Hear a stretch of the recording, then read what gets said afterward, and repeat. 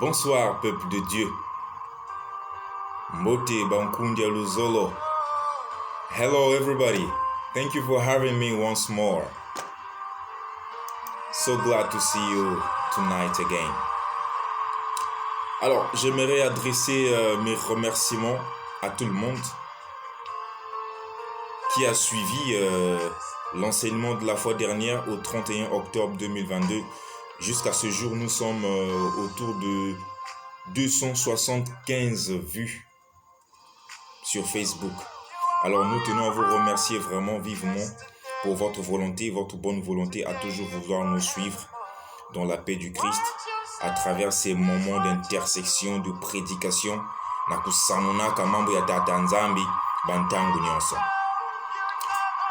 Aujourd'hui encore, nous avons pris un autre rendez-vous, toujours autour de la parole de Dieu, bien sûr. Notre thème de ce jour est intitulé « La fragilité de l'homme vivant hors des préceptes de Dieu ». Et c'est puisé dans le livre d'Ésaïe, le chapitre 14, au verset 6 et 8. Tel est, n'est-ce pas, le thème, le grand thème de l'enseignement de ce jour. Que Dieu vous bénisse du douce que vous nous suivez de partout dans le monde. J'ai reçu des messages des frères, des sœurs qui m'ont encouragé de pouvoir réduire l'heure de prédication parce qu'une heure c'est quand même énorme et donc on a décidé de faire ça en 30 minutes, 30 petites minutes précieuses et minutieuses dans la présence de notre Dieu afin que ça puisse toucher autant de monde que possible et telle est notre mission sur cette terre des vivants. Que Dieu vous bénisse, vous qui êtes là en ligne, vous qui êtes connectés, partagez le direct. Ne laissez pas quelqu'un passer. Parfois, ça pourra changer la vie de quelqu'un, on ne sait jamais, parce que c'est la volonté de Dieu. Ainsi, sans plus tarder, nous allons donc rentrer vivement dans notre sujet de prière de ce jour, de prédication, qui est le thème « La fragilité de l'homme vivant hors des préceptes de Dieu ». Donc, nous allons nous concentrer vivement afin que nous puissions rentrer dans les détails et exemples précis puisés dans la Bible pour essayer de développer le thème de ce jour. Prions le Seigneur. Ya venzambi matondo na ina ngeme kupesa daka betongolo na kuiza kufukana awa nkokila yai. Kilumbu yai ngeme tukusolaka yau na kupesa beto diaka luve ya kuiza kutanga na kusamu na mambu yenge. Bika shingo kutushe bayange mekuiza kufinama na kilokola yai na kuwa mambu yange. Au nom suprême de Jésus, nous avons prié. Amen. Voilà, bankundia luzolo tangu mekulunga ya kutanga mambu ya tata nzambi yina kele na livre ya Ésaïe, le chapitre 40, le verset 6 à 8. Nous allons lire cette parole en français pour faciliter la communication à tout le monde. Mais dans les détails, nous irons en anglais, français et Munukutuba. Lisons cette parole au nom du Seigneur. Nous rendons grâce à Dieu.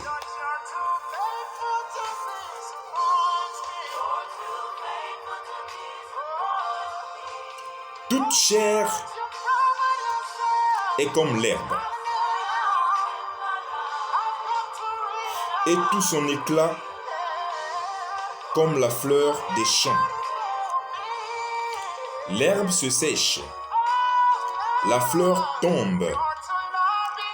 Quand le vent de l'Éternel souffle dessus, certainement le peuple est comme l'herbe. L'herbe sèche, la fleur tombe, mais la parole de notre Dieu subsiste éternellement. Amen.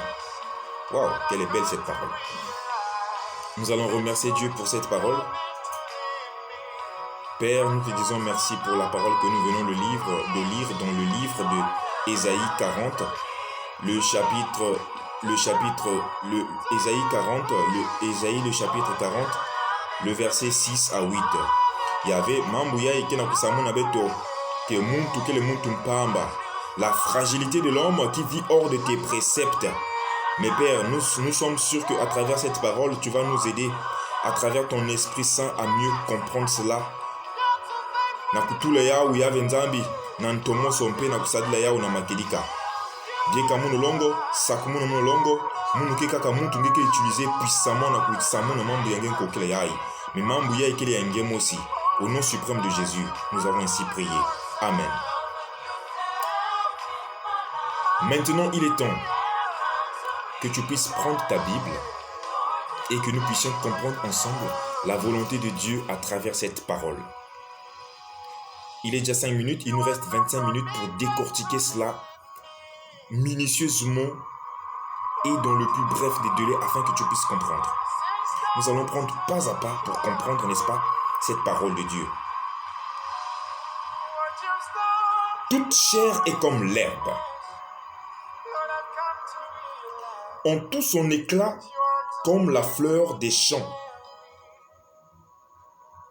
L'herbe sèche, la fleur tombe.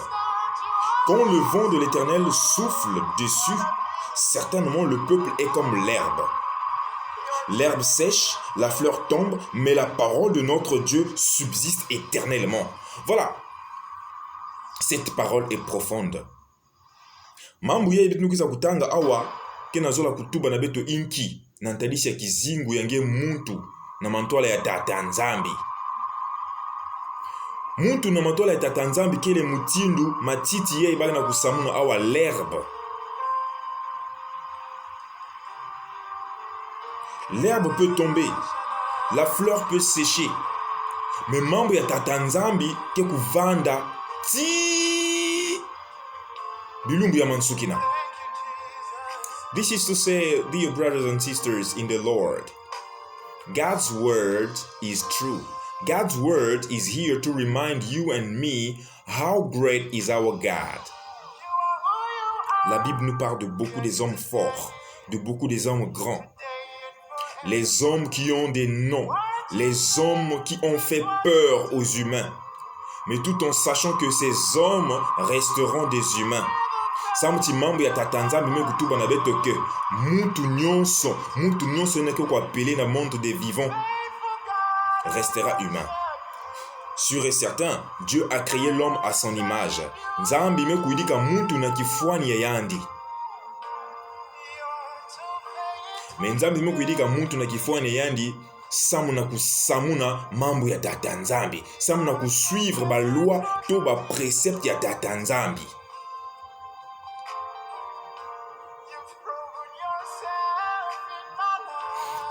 Les lois et les préceptes de Dieu. Or, le terme de ce soir nous rappelle la fragilité de l'homme vivant hors des préceptes de Dieu. Quelque chose qui est fragile, c'est quelque chose qui peut se briser facilement. Something which is fragile, something which is fragile. This thing can be broken easily.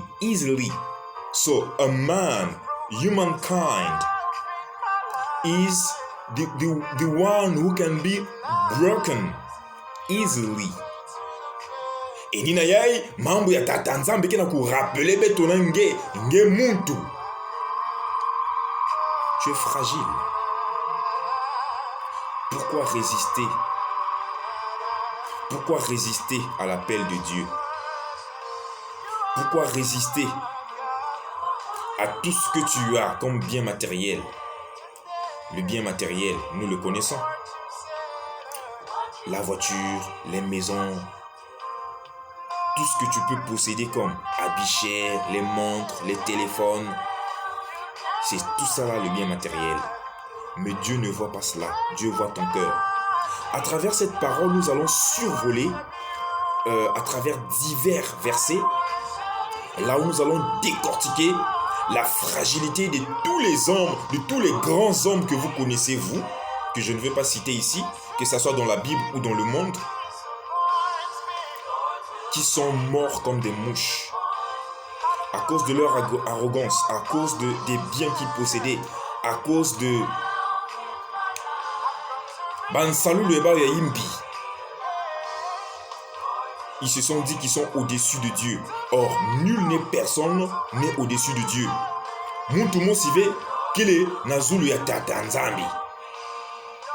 L'or, l'argent, tout, c'est Dieu qui donne. Mais kanange muntu mekuzwa babi maina ya inza. Ngeme kumanga kusadila tata nzambi na makedika. tata nzambi dena kuambukila nge moyo vena kilumbu ya mansukina. Nina ina abetike kusurvoler ya mambo ya tata nzambi na kilokola yai. Ngeke kutuba na muntu na nkokila yai. Ngeke kutuba na muntu na nkokila yai. Le temps ne t'appartient pas. Dis à ton frère, tuba na nkundi yenge. Le temps ne t'appartient pas. Time is not yours. Le temps ne t'appartient pas. Le temps appartient à Dieu. Dieu qui a créé les cieux et la terre. Celui qui t'a renouvelé le souffle de vie depuis ce matin jusqu'à ce soir. Le temps lui appartient. Peu importe les situations que tu es en train de traverser. Peu importe les gens qui sont en train de te menacer dans ta vie. Le temps ne t'appartient pas. Cette phrase, cette parole, nous trouvons cela dans Ecclésiaste, le chapitre 8, le verset 8. Le temps ne t'appartient pas. Lis cette parole, mon frère, tu comprendras. Tu comprendras que le temps n'appartient qu'à Dieu. Ecclésiaste, le chapitre 8, le verset 8. Lisons au nom du Seigneur. L'homme n'est pas maître de son souffle pour pouvoir le retenir.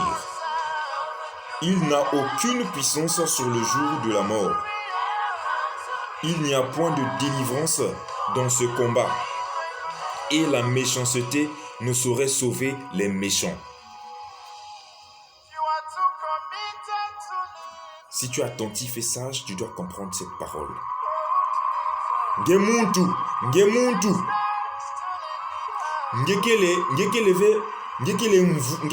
ya kuvua souffle de vie yange to na kusimbidi la yao. Tu n'as aucune puissance sur le jour des morts. Kilumbu inange kukuizaka na inza yai na mtoto yai. Nzambi mutu décider ke yao. Mais kilumbu inange ke kufua ke kukataka na inza yai. C'est pas toi qui détiens cette décision-là. La décision-là revient à Dieu. Il n'y a point de délivrance dans ce combat et la méchanceté ne saurait sauver les méchants. Nina kutuba nkundi ya muna luzolo. Ntangu yeti finama na tata nzambi. Bika bukolo. Samuti ntutu yangena munu ke fragile. Your body is just fragile. This is what the Bible is reminding you and me tonight. Ne résiste pas. Tout ce que tu es en train de faire, que ça soit bon ou mauvais, mais rappelle-toi d'une chose. Tôt ou tard, le temps va te rattraper. Tout à l'heure, on vient de lire dans le livre d'Ecclésiaste, le chapitre 8, le verset 8. Le temps ne t'appartient pas. Le temps appartient à Dieu. Toujours dans ce thème de la fragilité de l'homme vivant hors des préceptes de Dieu, nous connaissons très bien l'histoire de David. Nous connaissons très bien l'histoire de David et Goliath. Goliath avait foi et confiance en son physique. C'était un homme hors norme, un homme robuste qui pouvait agresser toute une nation. Le roi Saoul était pris de peur à cause de cet homme Goliath qui persécutait toute une nation. Excusez. Mais un tout petit David,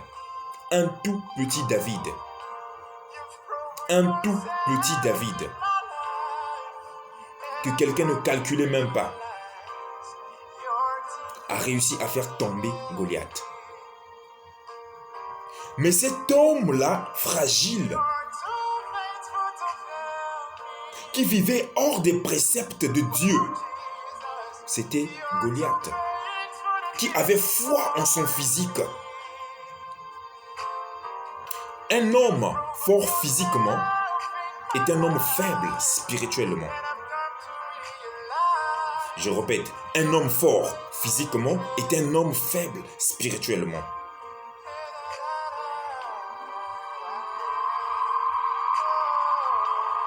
Quand tu fais confiance à ta force physique, est-ce que tu t'es préparé réellement, spirituellement? Mais David était un petit qui n'avait pas d'effort physique, mais spirituellement, c'était un homme, un guerrier, un homme bon. Il a calculé tous ses mouvements. Mais il a prié le vrai Dieu, le bon Dieu, fidèle et juste, qui a donné la force de vouloir combattre ce grand Goliath. Peu importe la force que tu as, peu importe la position que tu as, peu importe les relations que tu as, n'oublie pas, tu restes humain. Et tu restes fragile, surtout quand tu es hors des préceptes de Dieu.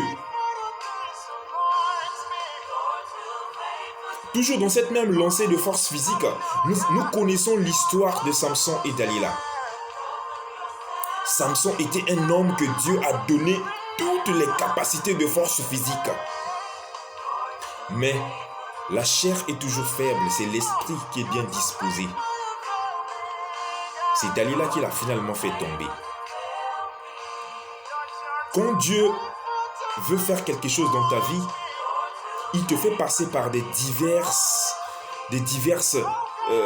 situations qui pourront te faire douter si réellement Dieu est avec toi.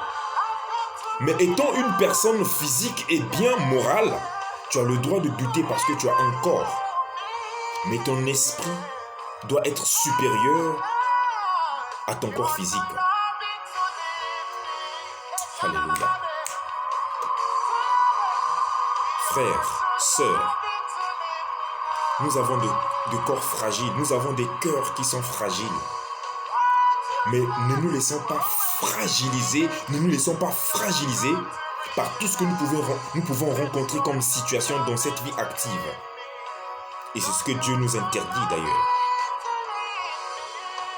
Le temps ne t'appartient pas, le temps appartient à Dieu. Ntangu ya betina ku joie, louver, ya ku vivre, ya kele ntangu ya tata nzambi. Nina yefano kupikama kusikama na kimino na kusadila tata nzambi samuchi ntangu mekuma ya lukufi. Time is not yours. Time is not yours. Time is for God and from God. Nous connaissons l'histoire de Daniel.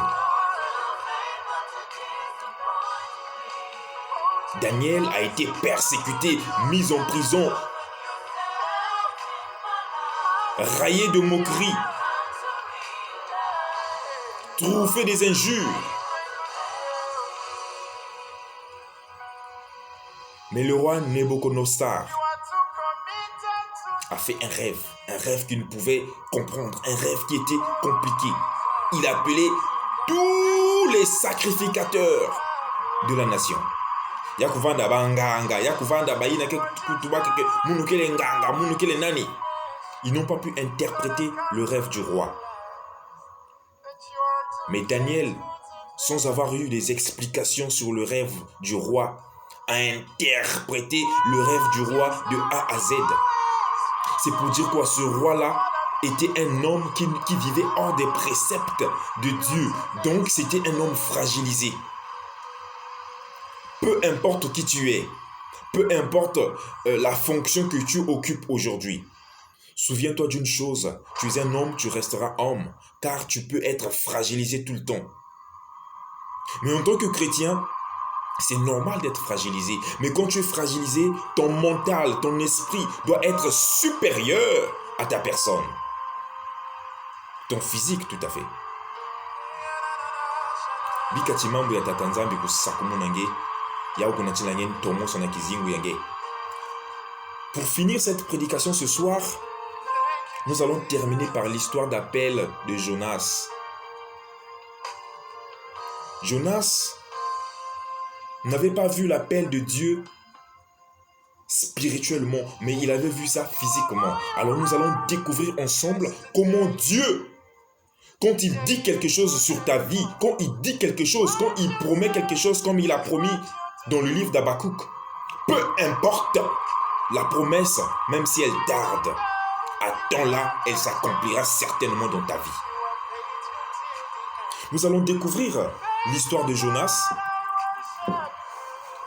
Nous allons découvrir l'histoire de Jonas afin que Dieu continue à nous inspirer dans ce moment de prière. Lisons cette parole au nom du Seigneur. Nous rendons grâce à Dieu. L'histoire de Jonas. Un jour, le Seigneur envoie Jonas à Ninive, la capitale d'un grand royaume. Il lui dit, « Debout, va à Ninive, la grande ville. Tu menaceras ses habitants en disant, « Le Seigneur en a assez de voir vos actions mauvaises. » Jonas se met en route, mais pour lui, fuir à Tarsis était la meilleure des choses à faire, loin du Seigneur. Il arrive à Jaffa, là il trouve un bateau qui part pour Tarsis. Il paie son voyage, puis il monte dans le bateau pour aller avec les marins à Tarsis, loin du Seigneur. Mais le Seigneur lance sur la mer un vent violent et la tempête est si forte que le bateau risque de se casser. Les marins ont peur, chacun crie vers son Dieu. Ils jettent à la mer tous les objets qui sont dans le bateau pour le rendre plus léger. Pendant ce temps, Jonas est descendu au fond du bateau. Il s'est couché et dort profondément. Le capitaine du bateau s'approche de lui et lui dit, « Quoi? Tu dors? Lève-toi, crie vers ton Dieu. » Puis les marins tirent au sort pour connaître le responsable du malheur. Et le sort tombe sur Jonas. Alors les marins lui disent, « Notre malheur vient de toi. Dis-nous, qu'est-ce que tu fais ici? D'où viens-tu? De quel pays et de quel peuple es-tu? » Jonas répond, « Je suis hébreu et c'est le Seigneur que j'adore, le Dieu qui est au ciel, celui qui a fait la mer et la terre. » Puis il leur raconte son histoire. Les marins ont très peur. Il lui demande, « Qu'est-ce que nous allons faire de toi pour que la mer se calme autour de nous? » En effet, les vagues montent de plus en plus. Jonas répond aux marins, « Prenez-moi et jetez-moi à la mer. Ainsi la mer deviendra calme autour de vous. » Alors ils prient le Seigneur et disent, « Ah Seigneur, ne nous fais pas mourir à cause de cet homme. Ne nous rends pas non plus responsables de la mort d'un innocent. » Puis ils prennent Jonas et ils le jettent à la mer. Alors la colère de la mer se calme. Continuons l'histoire, très intéressante. Le Seigneur envoie un grand poisson pour avaler Jonas. Jonas reste dans le ventre du poisson 3 jours et 3 nuits. Dans le ventre du poisson. Il prie le Seigneur, son Dieu. Il dit, « Je suis très malheureux, alors je crie vers toi, Seigneur, et tu me réponds. Tu m'as chassé loin de tes yeux. L'eau m'arrive jusqu'au cou. La mer m'entoure. Des herbes s'enroulent autour de ma tête. Mais toi, Seigneur mon Dieu, tu me fais remonter vivant de ce trou. Ceux qui adorent les faux dieux n'ont aucune chance d'être sauvés. Mais moi, je chanterai ta louange, je t'offrirai des sacrifices, je tiendrai les promesses que je t'ai faites. Oui, c'est toi qui sauves, Seigneur. » Alors, le poisson donne cet ordre. Alors, le Seigneur donne cet ordre au poisson. Rejette Jonas sur la terre. Aussitôt, le poisson obéit. Et ce qui signifie Jonas obéit enfin à Dieu. Alléluia. Bankundia Luzolo. Ne doutez jamais de la capacité qu'a Dieu pour transformer la vie de quelqu'un. Sur ce thème que nous sommes en train d'étudier ce soir, la fragilité de l'homme vivant hors des préceptes de Dieu, Jonas en est encore un autre exemple, après David et le roi. Peu importe là où tu peux te cacher, tu ne te cacheras pas loin de Dieu. Dieu est capable à n'importe quel moment de t'appeler où tu es. Peu importe la force physique que tu as, la position que tu occupes dans la société, cela ne te donne pas l'autorité sur les vies des gens. Cela ne te donne pas l'autorité pour maltraiter tes semblables. Tu es un homme, tu resteras un homme. Tu restes un homme et tu es fragile. Tata Nzambi mekwisa kusouffler luzingu na bambombo yange, na banarine yange. C'est lui qui t'a donné ta vie. C'est lui qui t'a donné le souffle de vie que tu as. Peu importe la force physique que tu as, peu importe les moyens financiers que tu as, peu importe la richesse que tu as, tu restes un homme fragile devant Dieu. Tu peux être fort physiquement, financièrement, mais spirituellement, tu es nul. Dieu veut que tu puisses avoir tout ça. Notre première prédication autour de la parole de Dieu nous parlait de la possibilité et de l'opportunité que tout un chacun a d'être un guerrier de lumière. Tu es guerrier de lumière et ça ne change pas. Ça veut dire que tu dois toujours rester dans le cadre des préceptes de Dieu. Parce que si tu vis hors des préceptes de Dieu, tu es un homme en danger.